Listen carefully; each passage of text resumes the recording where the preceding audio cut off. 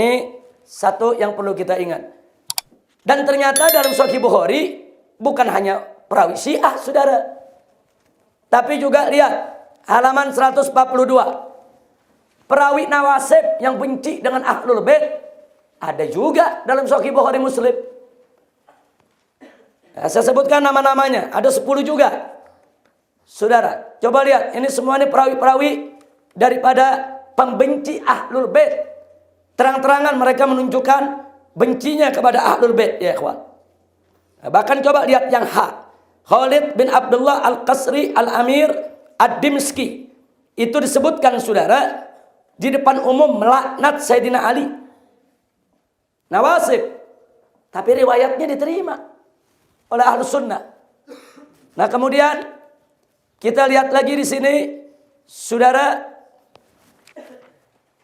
halaman 145. Masih ada lagi perawi non-aswaja. Non-aswaja. Seperti Qadariyah, Murji'ah. Diterima riwayatnya, saudara. Ada dalam Sahih Bukhari Muslim. Saudara, bahkan lihat yang J. Itu namanya Imran bin Hittan, saudara. Lihat, Imran bin Hittan, saudara. Siapa orang ini sebenarnya, saudara? Ini riwayatnya ada. Saudara, di Ahlus Sunnah, orang ini membuat syair memuji pembunuh Sayyidina Ali. Nah, halaman 146. Apa dia bilang? Duhai tebasan dari orang yang bertakwa, yang tidak menginginkan dengan tebasannya kecuali untuk mencari ridho dari pemilik arsy. Sungguh saat seharian aku mengenangnya, aku meyakininya sebagai makhluk yang timbangannya terbaik di sisi Allah. Riwayatnya diterima di Ahlus Sunnah, saudara. Dia puji. Nah, tapi saudara, syair ini dikecam keras oleh para ulama aswaja. Sampai Al-Qadi Abu Thayyib membuat syair balasan. Baca balasannya Habib Hanif. Wa inni la abra'u mimma anta qailuhu fi ibn Muljam al-mal'un buhtana. Inni la adhkuruhu yawman fa al'anuhu dinan wa al'anu Imran ibn Hattana. Nah, dijawab oleh ulama saudara aswaja. Sungguh aku melepaskan diri dari apa yang kau katakan, yang penuh dusta tentang Ibnul Muljam terlaknat. Sungguh saat seharian aku mengenangnya, maka niscaya aku melaknatnya sebagai kewajiban agama, dan aku laknat juga Imran ibn Hittan. Nah, jadi saudara, ini tapi yang menarik, saudara, riwayat mereka ada dalam kitab-kitab Ahlus Sunnah. Ini fakta. Jadi bukan riwayat Syiah saja. Riwayat Syiah yang mendukung Ahlul Bait dalam Sahih Bukhari ada. Riwayat Nawasib yang benci Ahlul Bait dalam Sahih Bukhari Muslim juga ada, saudara. Nah, kalau kita kafirkan mereka-mereka ini, berarti dalam Sahih Bukhari Muslim ada riwayat orang kafir. Pertanyaan saya, riwayat orang kafir boleh gak kita terima? Nggak boleh. Nah, berarti dalam Bukhari Muslim, saudara, ada riwayat orang kafir. Ada riwayat yang wajib kita tolak. Nah, ini yang berbahaya, ya ikhwan. Maka itu, saudara, kalau saya mengatakan Syiah ada yang Muslim, ada yang kafir, saya bukan sedang membela Syiah. Tapi saya membela akidah Ahlus Sunnah wal Jamaah. Saya sedang membela Sahih Bukhari dan Sahih Muslim serta kitab musnad-musnad yang lainnya. Karena saya yakin Imam Bukhari dan Imam Muslim serta Imam Ahlus Sunnah yang lainnya mustahil meriwayatkan hadis Nabi dari orang kafir, saudara. Nggak mungkin. Dan nggak ada buktinya. Nggak ada perawi mereka yang kafir, saudara. Nah, ini yang kita tolak. Nah, jadi jangan menuduh dalam Bukhari Muslim nanti ada orang kafir. Nah, karena itu untuk jawaban ini perhatikan halaman 136. Saudara. Perhatikan halaman 136. Semuanya. Kita baca satu halaman. Perhatikan. Sambil lihat buku, sambil dengarkan, pahami, hayati dengan seksama. Dalam kitab hadis aswaja, bukan hanya perawi Syiah yang ada, tapi perawi Nawasib pun juga ada. Sebelum kalangan Syiah mengklaim tentang adanya perawi Syiah dalam kitab Sahih Bukhari dan Sahih Muslim, serta dijadikan senjata oleh mereka untuk memojokkan Aswaja, maka perlu kita tegaskan bahwa Aswaja sangat mengetahui dan sudah sejak awal mengakui hal tersebut, saudara. Jadi jangan orang-orang Syiah berpikir Ahlus Sunnah nggak tahu. Kalau dalam Bukhari Muslim tuh ada orang Syiah, jangan dipikir Ahlus Sunnah nggak tahu, saudara. Itu yang pertama yang mesti kita tegesin. Dan jangan sekali-kali Syiah menjadikan itu senjata untuk memojokkan Ahlus Sunnah. Mana tuh Ahlus Sunnah? Buktinya perawi-perawi Syiah dipakai juga oleh mereka. Saudara, ini bukan hujjatun lahum, tapi ini merupakan hujjatun lana.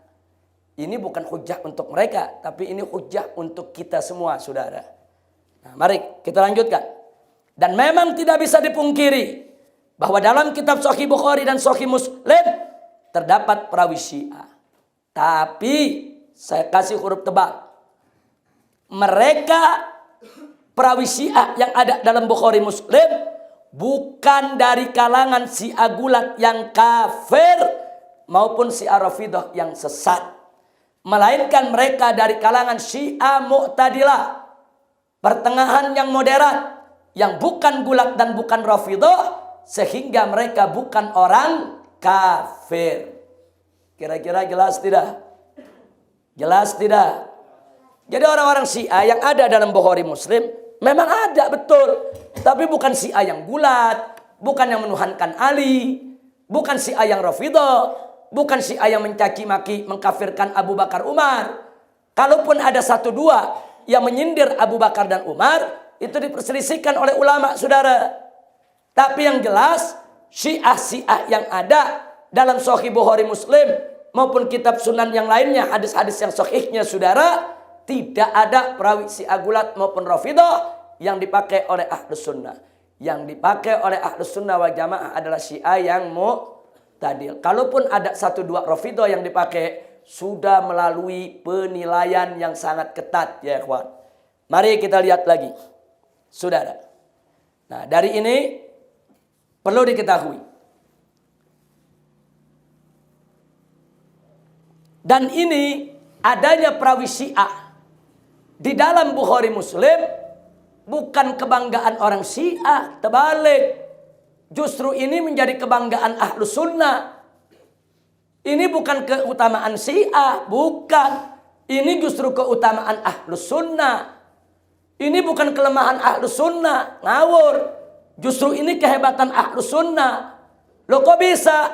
Mari kita buktikan, saudara. Pertama, pengklasifikasian Syiah menjadi 3 golongan.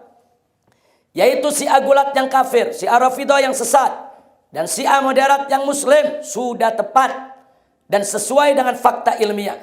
Karena jika semua Syiah dikafirkan atau disesatkan, maka berarti dalam Sahih Bukhari dan Sahih Muslim serta kitab-kitab sunan lainnya ada riwayat orang kafir dan orang sesat. Na'udzubillah min dzalik. Yang kedua, Syiah moderat bukan gulat dan bukan Rafidah. Mereka tidak kafir dan tidak sesat, sehingga riwayatnya tetap diterima oleh Imam Bukhari dan Imam Muslim. Begitu juga oleh para ulama hadis aswaja lainnya. Kenapa diterima Bukhari Muslim? Karena mereka bukan kafir dan bukan orang sesat seperti Rafidah, saudara. Yang ketiga, inilah bukti bahwa ulama hadis aswaja memiliki metode ilmiah dalam studi hadis yang bersih dari unsur ta'assub madhabi atau golongan. Ini bukti Ahlus Sunnah itu tidak fanatik golongan. Oh, ada riwayat dari luar Ahlus Sunnah, dari Syiah, dari Nawasib, saudara. Oh, ada lagi dari Murji'ah, ada lagi dari Qadariyah, ada lagi dari Mu'tazilah, diambil oleh Ahlus Sunnah. Selama mereka tidak berdusta, selama bisa dibuktikan kalau mereka tidak berdusta atas nama Nabi, saudara, diterima. Nah, ini namanya, saudara, Ini merupakan insafnya ahli sunnah wal jamaah. Nah, sementara orang-orang Syiah nggak ada yang begitu, saudara. Mana ada riwayat ahli sunnah diterima oleh Syiah? Mana ada? Jangankan 1-2 perawi, saudara. 1 kitab Bukhari nggak diterima oleh orang Syiah. 1 kitab Sahih Muslim nggak diterima sama orang Syiah. Saudara, jadi jangankan 1-2 orang, saudara, ini 1 kitab mereka nggak terima, nggak tanggung-tanggung. Semua Sahih Bukhari mereka nggak terima, semua Sahih Muslim mereka nggak terima. Yang mereka terima hanya hadis dari kitab-kitab Syiah. Saya tanya, itu ta'assub tidak? Fanatik tidak? Fanatik. Riwayat Ahlus Sunnah mereka nggak mau terima. Jangankan riwayat Ahlus Sunnah, riwayat sahabat yang mereka nggak suka mereka nggak terima. Riwayat Abu Bakar mereka nggak terima, riwayat Umar mereka nggak terima, riwayat Utsman radhiyallahu anhum mereka nggak terima, bahkan riwayat istri Nabi Siti Aisyah mereka nggak terima. Saya tanya, fanatik tidak? Fanatik. Tapi Ahlus Sunnah nggak begitu. Riwayat sahabat semua diterima, riwayat tabiin saudara yang thiqah diterima, walaupun mereka bukan Ahlus Sunnah wal Jamaah.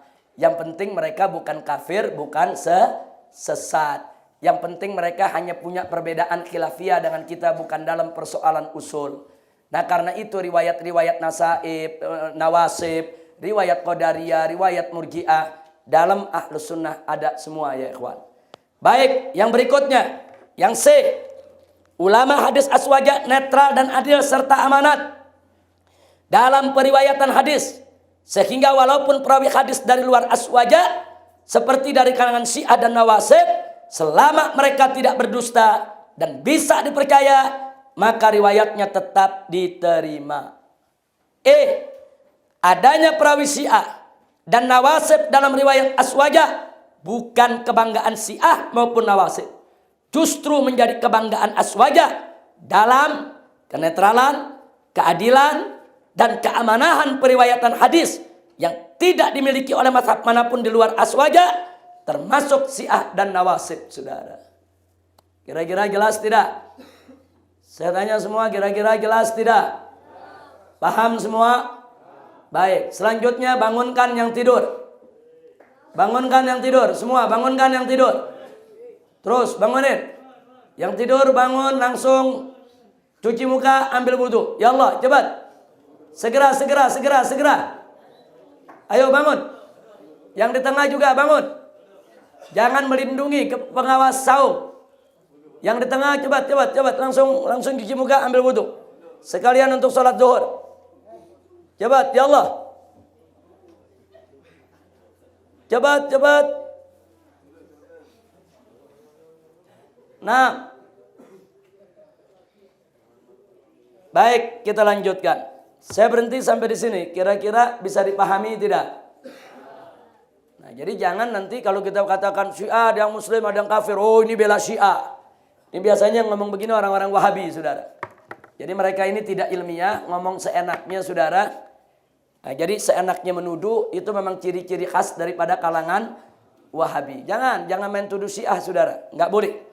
Nah, jadi kenapa kita nggak mau seenaknya mengkafirkan Syiah? Karena memang fakta riwayat Syiah ada diterima di kalangan Ahlus Sunnah. Karena itu mari kita lihat, saudara, halaman 140 dan 141. Jadi bagaimana sih sikap aswaja terhadap riwayat Syiah?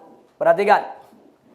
Imam Az-Zahabi dalam kitab Mizanul I'tidal juz 1 halaman 29 nomor 2, tatkala mengulas tentang seorang perawi Syiah bernama Abban bin Taglib bin Rabah Al-Qari Al-Kufi yang wafat tahun 181 Hijriah.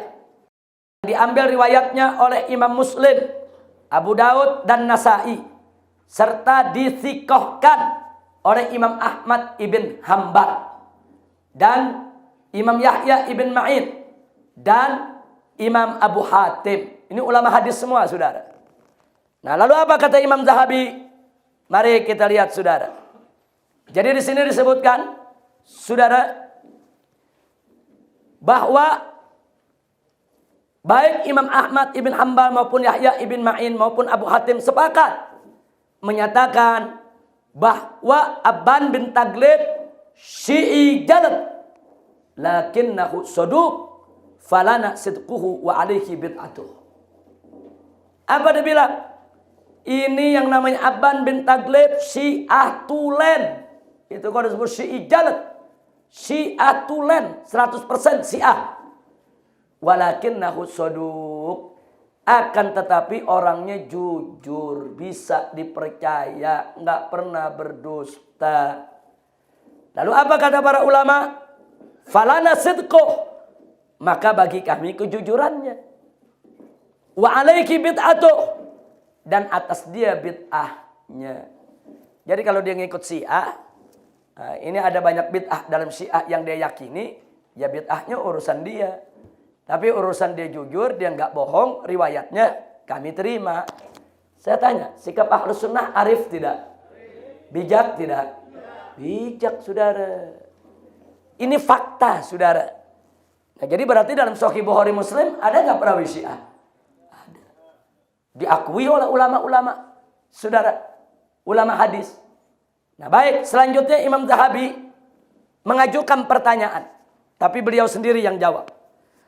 Beliau katakan, kaifa saga tawthiki mubtadi wa haddu thiqatil adalatu wal itqan. Fa kaifa yakunu adlan man huwa sahibu bid'atin. Jadi Imam Zahabi mengatakan bagaimana bisa mempercayai seorang ahli bid'ah. Syiah itu kan ahli bid'ah. Di luar Ahlus Sunnah ahli bid'ah, saudara. Secara umum. Bagaimana bisa kita terima riwayatnya? Padahal batasan thiqah itu adalah adil dan tekun. Dan bagaimana seorang ahli bid'ah di luar Ahlus Sunnah bisa dikatakan adil? Nah, beliau katakan jawabnya annal bid'ata ala darbain. Bahwa bid'ah itu ada dua macam.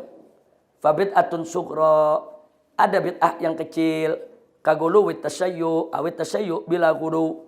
Nah, seperti tasayyu yang berlebihan atau tasayyu seperti saudara di sini disebutkan berlebih dalam tasayyu atau seperti tasayyu tanpa berlebih.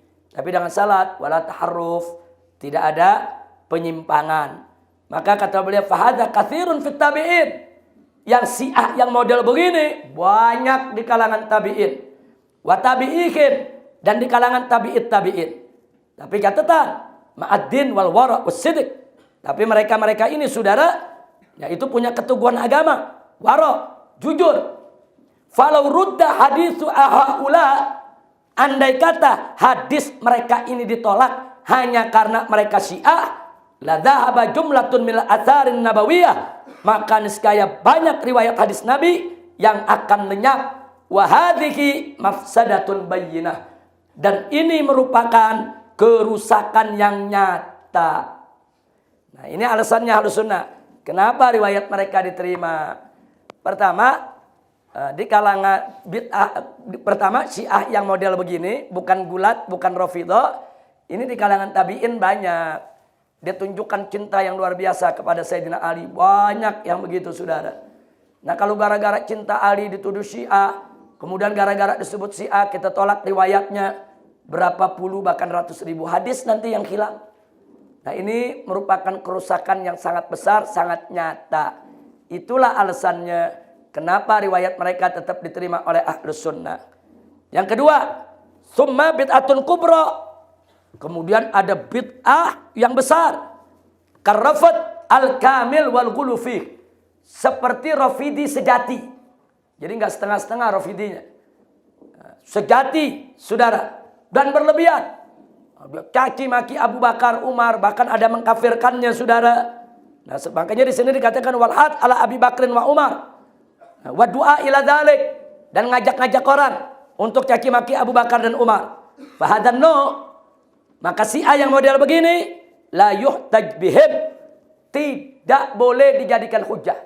Enggak boleh diterima riwayatnya. Wala karamah, mereka tidak punya kehormatan. Nah, jadi makanya ada ulama-ulama Ahlus Sunnah yang mengatakan kalaupun ada perawi yang nyindir Sayyidina Abu Bakar, riwayatnya ada dalam Sahih Bukhari. secara umum dia sudah disebut Rafidhah. Tapi kalau dia nggak ngajak-ngajak orang buat benci Abu Bakar, apalagi mencaci makinya, cuman buat dirinya, saudara, dan orang itu jujur, terpercaya, nggak ngebohong, riwayatnya masih boleh diterima. Nah, jenis yang beginilah yang ada dalam Bukhari Muslim dan kitab Ahlus Sunnah yang lainnya. Nah, baik, selanjutnya kita lihat di sini, saudara. Akhirnya Imam Zahabi membuat kesimpulan. Ikhtalafan nas fi riwayatir Rafidhah ala thalathati aqwal. Itu orang berbeda tentang riwayat Rafidhah dalam 3 pendapat. Ahaduhal mana mutlaqan. Kelompok pertama menolak secara mutlak. Wathani at-tarkhis mutlaqan. Yang kedua menerima secara mutlak. Illa fi man yakdzib wa yadha. Kecuali bagi mereka yang jelas-jelas nyata sudah berdusta dan membuat hadis palsu. Watsalits at-tafsil. Dan yang ketiga dirincikan. Fatuqbal riwayatur Rafidi as-saduq al-arif bima yuhaddits, yaitu riwayat Rafidhah yang jujur dan tahu dengan apa yang disampaikannya, saudara, itu diterima. Wa turaddu riwayatur Rafidi ad-da'iyah walau kana saduqan. Tapi seorang Rafidhah, saudara, yang mengajak orang lain untuk mencaci maki sahabat, untuk ikut dalam pahamnya, walau kana saduqan, walaupun dia jujur, tetap ditolak, saudara. Nah, jadi ada beberapa syarat. Apa syaratnya Syiah itu, riwayat Syiah itu diterima? 1, Syiah itu, saudara, Syiah itu bukan bulat. Itu syarat pertama. Syarat kedua, dia bukan Rafidhah yang mencaci maki sahabat. Saudara, kalaupun mencaci maki sahabat, saudara, dia tidak mengajak orang lain untuk mencaci maki sahabat atau tidak menanamkan kebencian di hati orang lain. Syarat yang ketiga, dia sodu, dia bisa dipercaya. Itu syaratnya. Dia tidak berdusta. Nah, kalau ada ketiga syarat tadi, saudara, baru diterima. Tapi kalau dia gulat atau Rafidhah yang berlebihan, ngajak-ngajak orang, atau dia tidak bisa dipercaya, tidak akan diterima riwayatnya oleh Ahlus Sunnah wal Jamaah. Sampai di sini jelas tidak? Saya tanya semua, yang tengah, belakang, jelas tidak? Jangan ngantuk, jangan tidur. Ini pelajaran sangat berbahaya sekali kalau kita memahaminya setengah-setengah. Nah, itulah sikap Aswaja terhadap rawi Syiah. Kita lalui semua, kita masuk halaman 149.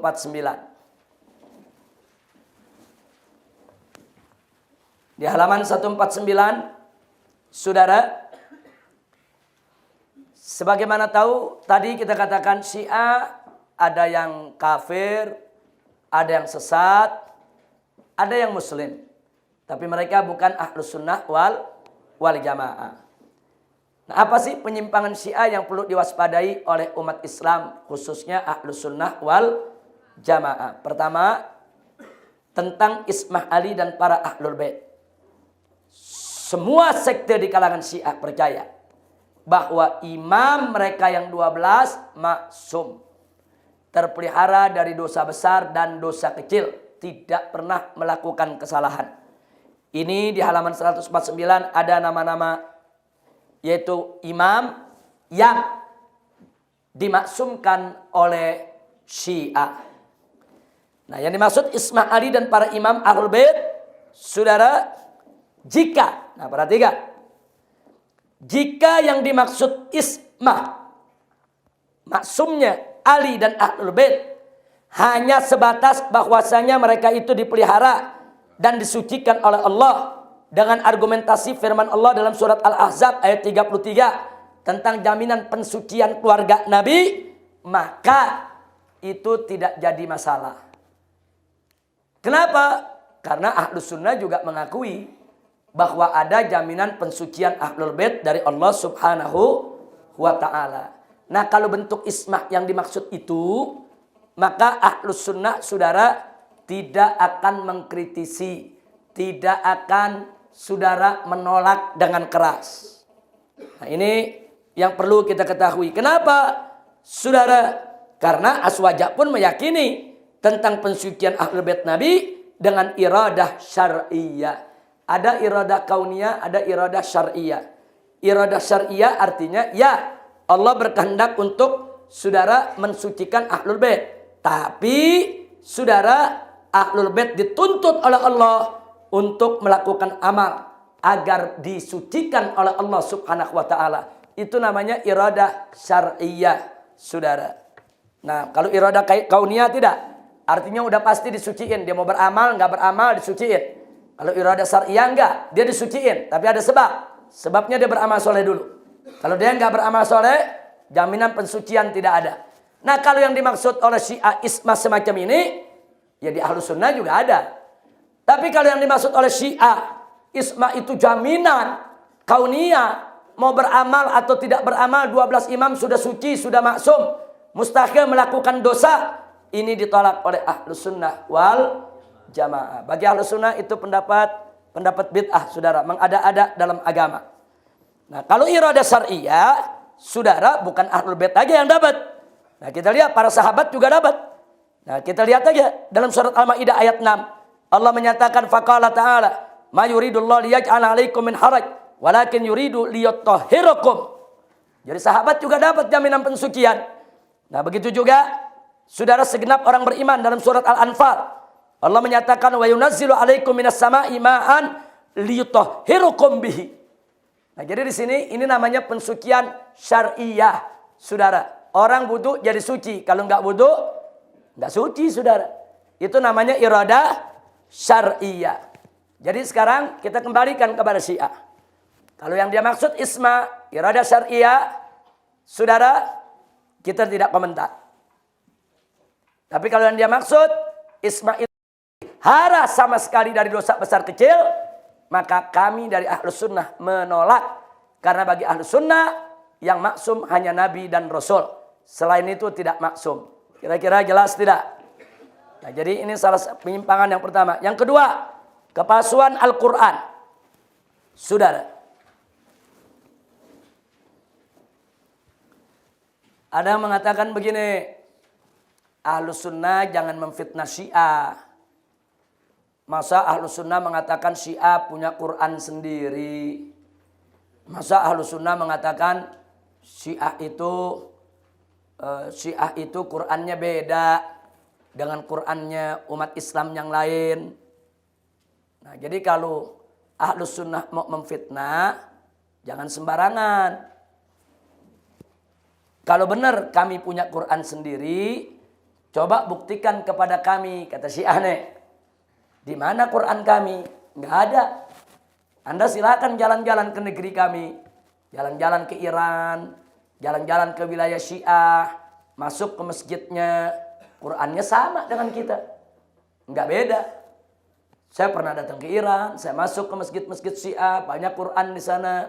Saya ambil satu, saya baca. Sama. Nggak ada beda. Tidak beda satu huruf. Tidak beda satu harokat. Sama. Nah, jadi tentang kepalsuan Al-Quran ini, apa betul ini fitnah Ahlus Sunnah? Ini mesti kita luruskan, saudara. Makanya, kita sebagai Ahlus Sunnah, kalau ingin mengkritisi mazhab lain, pilih ungkapan yang tepat.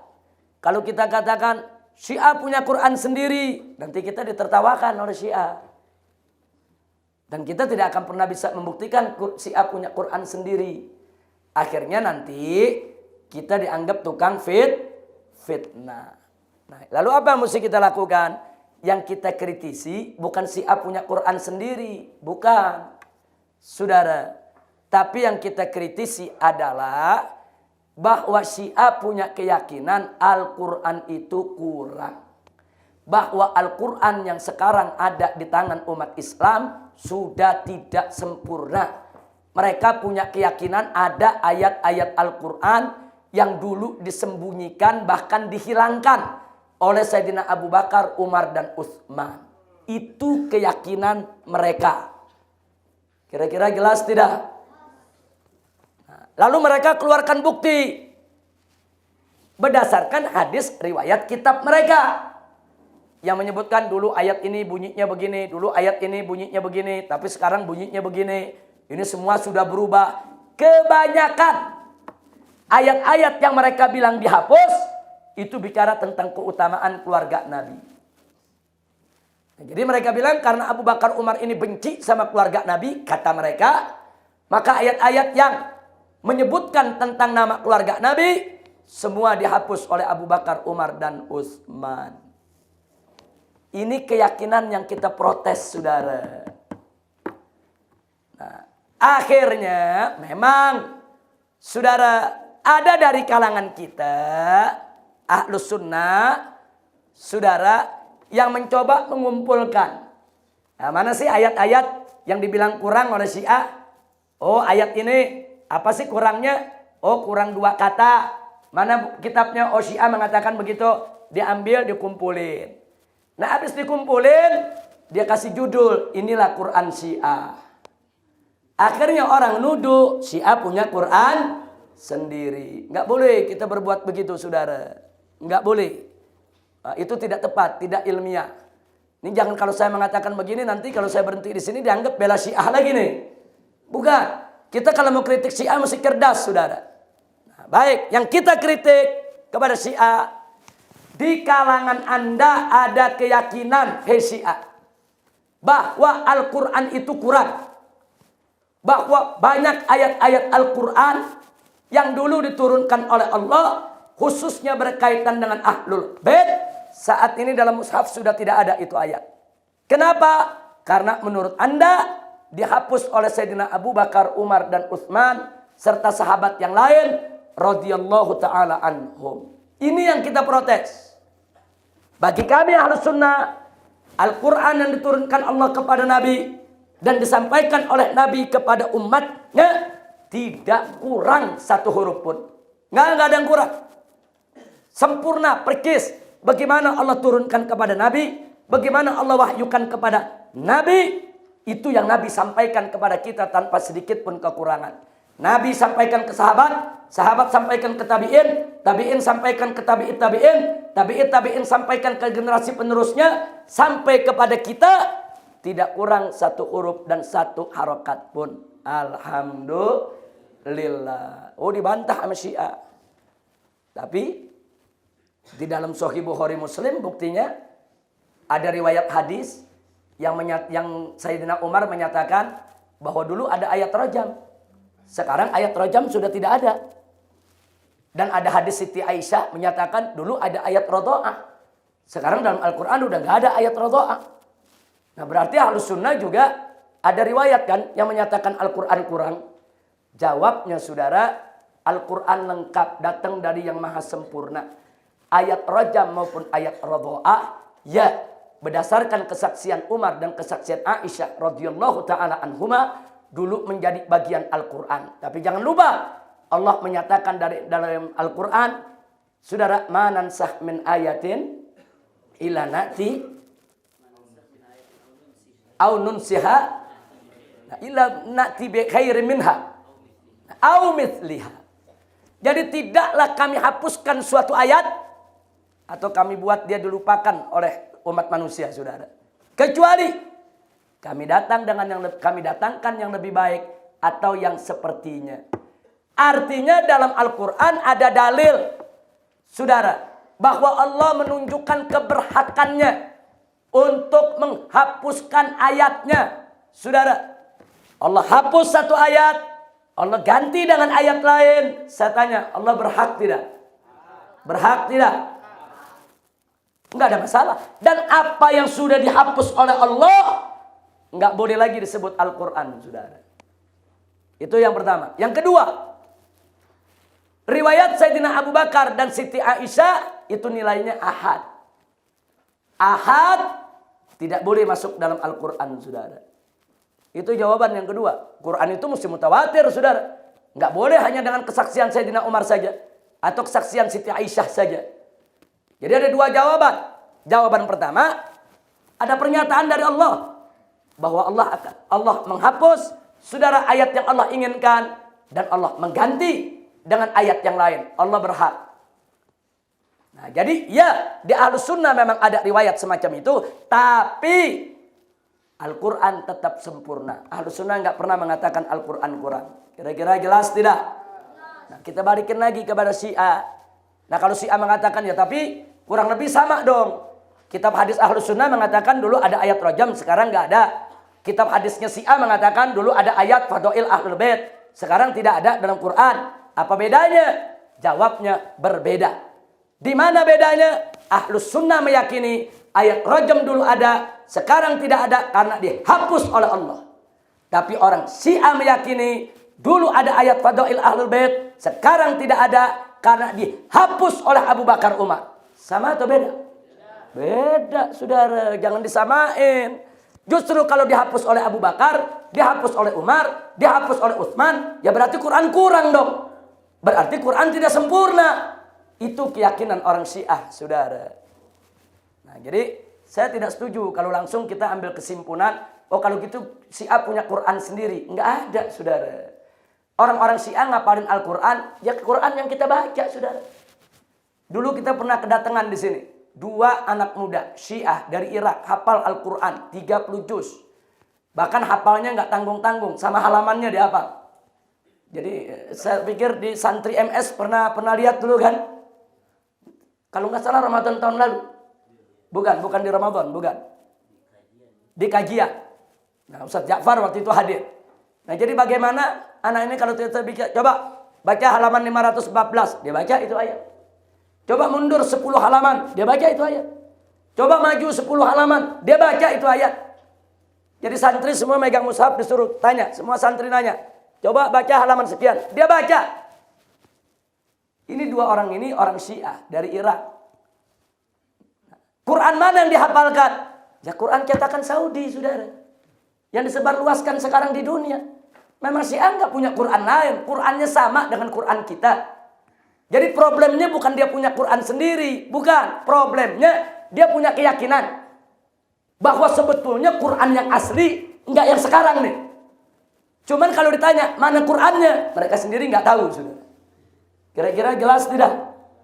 Jadi yang kita kritisi itu, saudara. Nah, sekarang orang Syiah menolak, jangan fitnah. Kami nggak pernah mengatakan Al-Quran itu kurang. Baik.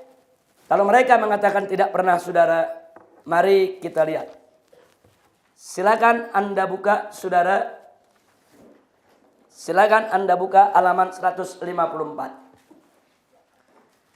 Harus kita akui secara jujur bahwa para ulama Syiah berbeda pendapat tentang masalah kepalsuan Al-Quran.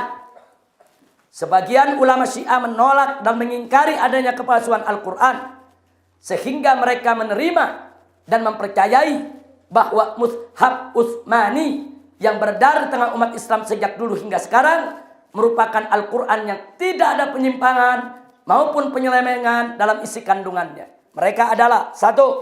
Syekh As-Saduq, 2. As-Sarif Al-Murtada, 3. Syekh At-Tusi, 4. Imam At-Tabarasi, 5. Sayyid Muhsin Al-Amin Al-Muqniyah, 6. Syekh Kasif Al-Ghita, 7. Imam Al-Khu'i, 8. Sayyid Husain Makki, 9. As-Sayyid At-Tabatabai, 10. Syekh Muhammad Jawad Al-Muqniyah.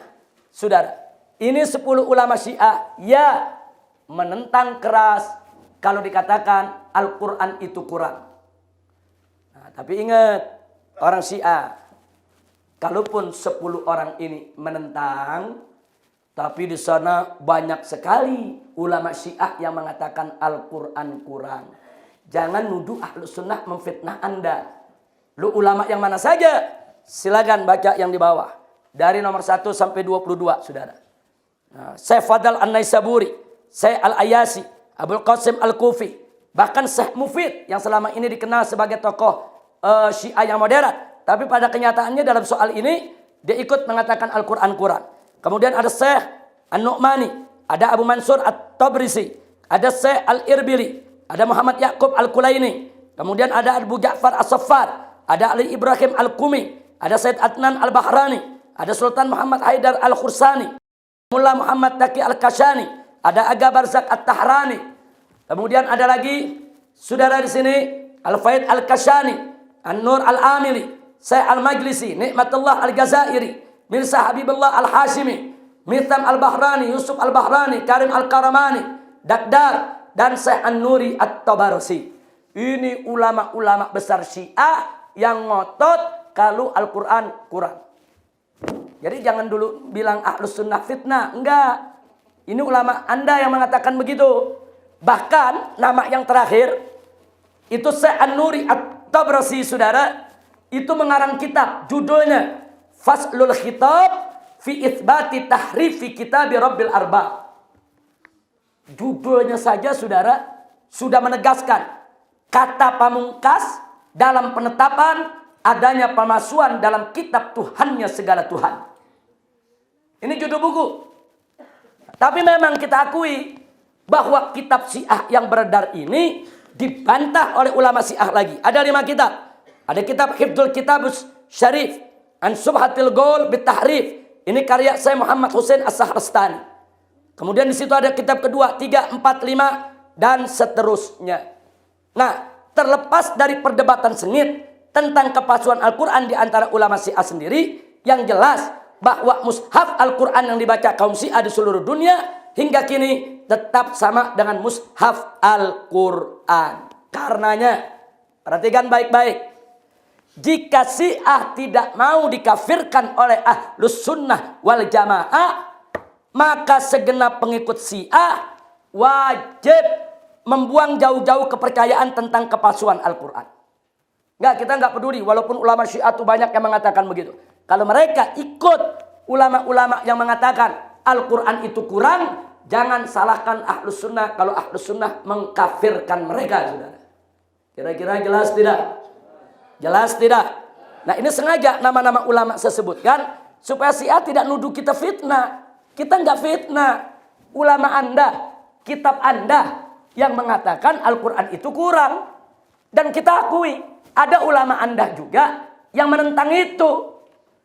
Nah, maka itu di sini kita serukan kepada semua Syiah, dimanapun Anda berada, kalau Anda tidak mau dikafirkan oleh Ahlus Sunnah, ikuti pendapat Syiah yang tidak mengatakan Al-Quran itu kurang. Tapi kalau Anda ikut pendapat ulama Syiah yang mengatakan Al-Quran itu kurang, jangan salahkan Ahlus Sunnah kalau Ahlus Sunnah mengkafirkan Anda. Kira-kira jelas tidak? Paham semua? Nah, baik. Nah, silakan yang berikutnya Anda baca sendiri soal kebencian para sahabat. Nah, kita katakan ini orang Syiah banyak benci sahabat. Kalau orang Syiah mengatakan enggak, itu fitnah. Siapa bilang fitnah? Baca kitab-kitabnya. Tertulis dalam kitab mereka caci maki kepada Abu Bakar, caci maki kepada Umar Ibn Khattab, caci maki kepada Siti Fatimah, saudara. Tertulis. Kita sebutkan nama-nama kitabnya, saudara. Nah, jadi sekali lagi, nah begitu juga kebencian kepada istri Nabi, saudara. Kita nggak fitnah, ada dalam kitab mereka kok.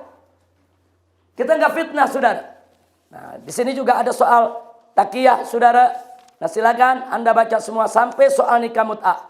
Ini soal penyimpangan-penyimpangan Syiah yang harus kita waspadai, termasuk jamak sholat tanpa uzur. Saya minta itu dibaca dengan seksama. Nah, bagian akhir, kalau ingin pendalaman, mau tahu lebih banyak lagi, baca dari halaman 168 tentang permusuhan Syiah dan Wahabi. Saudara, halaman 168, yaitu sampai halaman 203. Kalau Anda baca 168 sampai 203, maka akan terlihat dengan terang benderang betapa Syiah dan Wahabi memang musuh bebuyutan, saudara. Jadi Syiah itu aromanya aroma Rafidhah. Wahabi itu aromanya aroma Nasibah. Nah, Al-Imam Abdullah bin Alwi Al-Haddad mengatakan Rafidhah dan Nasibah, saudara, itu dikatakan seperti apa? Kaba'ratin maksumatin nisfain. Itu seperti tai onta yang dibelah dua. Nah, jadi saya katakan sekarang ini Syiah yang berbau Rafidhah dan Wahabi yang berbau Nasibah. Sebagaimana dikatakan oleh Imam Al-Haddad, kaba'rah, bagaikan tai onta, maksumatun nisfain, yang dibelah dua. Saya tanya, tai onta bersih apa kotor? Suci apa najis? Wangi apa bau? Ya begitu Syiah. Saya tanya lagi, tai onta bersih apa kotor? Suci apa najis? Wangi apa bau? Ya begitu Wahabi. Kira-kira jelas gak? Paham? Jadi Imam Abdullah bin Awil Haddad pada saat beliau mengatakan begitu enggak sembarangan, saudara. Bukan sembarangan nyela, bukan. Beliau mengatakan sedemikian rupa setelah pengkajian, penelitian, pencermatan. Beliau tahu, saudara. Beliau tahu betul. Walaupun semenjak kecil beliau tidak melihat, tapi ilmunya, hatinya terbuka. Melihat yang hak. Jadi saat beliau mengatakan, Rafidah dan nasibah ka'baratin maksumatin nisfain. Ini sudah dengan bil basirah. Ini dengan pandangan hati yang sangat mendalam. Alhamdulillah. Itu saja yang bisa saya sampaikan.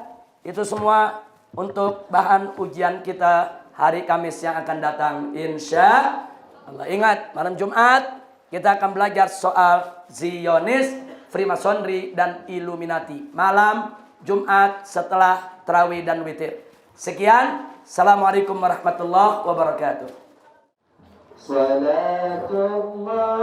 salamullah.